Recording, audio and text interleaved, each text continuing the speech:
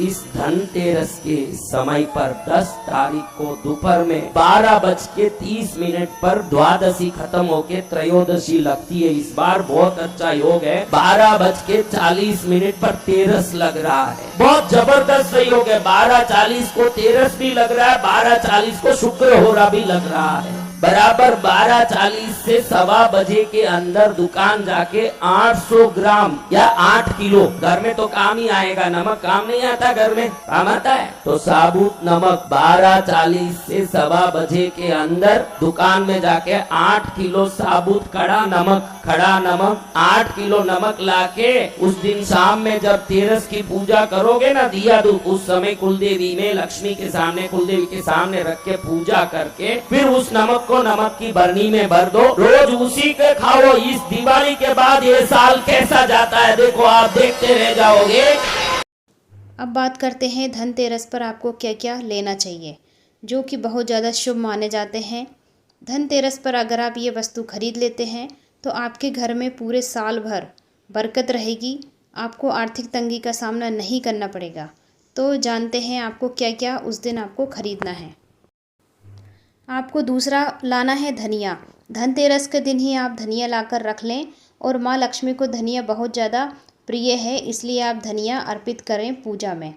और थोड़ा सा धनिया आप अपने धन के स्थान पर भी छिड़क दें, जहाँ पर आप आपका धन रखा है। ऐसा करने से माँ लक्ष्मी की कृपा सभी को प्राप्त होगी। तीसरी वस्तु लाना है आपको माता लक्ष्मी के चरण। इस दिन घर में माँ लक्ष्मी के चरण लाना बहुत ज़्यादा शुभ माना जाता है। लक्ष्मी चरण इस दिन घर में लाना माँ लक्ष्मी का आह्वान माना जाता है, इसलिए माँ लक्ष्मी का चरण जरूर लेकर आएँ। और धनतेरस पर लक्ष्मी जी के 2 चरण घर में लेकर आएँ और अपने मुख्य द्वार पर अंदर की तरफ आते हुए लगाना चाहिए। दूसरे चरण पूजा के स्थान में अंदर आते हुए लगाने चाहिए। चौथा है माँ देवी की मूर्ति। माँ लक्ष्मी की मूर्ति जरूर लेकर आएँ। इसके बाद अगला है धनतेरस के दिन आपको लाना है झाड़ू, जो माता लक्ष्मी का प्रतीक माना गया है, इसलिए आप झाड़ू भी जरूर लेकर आएं धनतेरस के दिन। लंबी बाती का प्रमाण अलग होता है। लंबी बाती क्यों लगाई जाती है?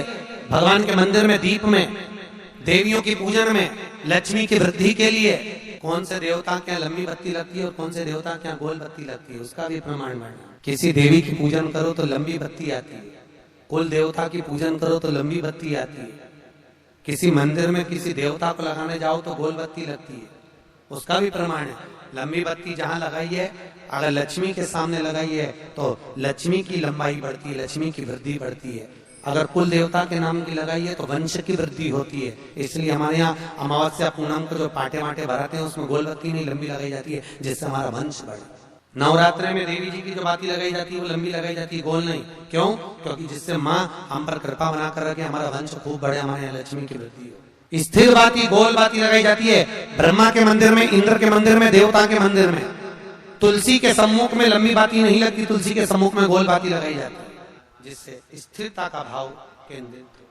पीपल के वृक्ष के नीचे कभी लंबी बाती नहीं लगती, बड़ के पेड़ के नीचे कभी लंबी बाती नहीं लगती, आंवले के पेड़ के नीचे कभी गोल बाती नहीं लगती।